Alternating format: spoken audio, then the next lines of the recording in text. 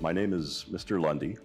I've been with TIS for 11 years now, and I teach mostly science classes, general chemistry, general biology, AP chemistry, and AP biology. When it comes to teaching at TIS, the first thing that I would mention that I absolutely love is the students and parents. The next thing that I would say when it comes to teaching at TIS that I love is the degree of freedom that I'm given as a teacher. If I have students who are really interested in a particular topic, I can stop and focus on that for a little bit.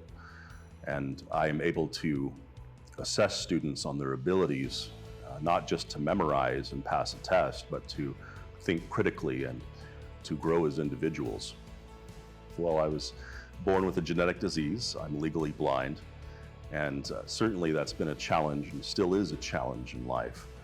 And I've had to overcome it by being willing to fail forward, by being tenacious and to continue in spite of failure. One of the main things that a scientist does is ask questions. The real skill is how do you ask the correct question, right? Because the answers that you get in science a lot of times are determined by the questions that you're asking. And so being able to think critically and come up with pathways of inquiry is extremely important. And I think this is really encouraged in the science program at TIS at every level, and is something that I think is one of our real strengths.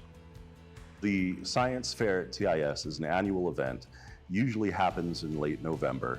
Over the 10 years that I've been here, I've seen some absolutely incredible projects in fields ranging from computer science, environmental science. We had some applied chemistry projects. The students really benefit from it because it's a practical application of the things that we're learning in class, and it allows them to be creative at the highest intellectual level.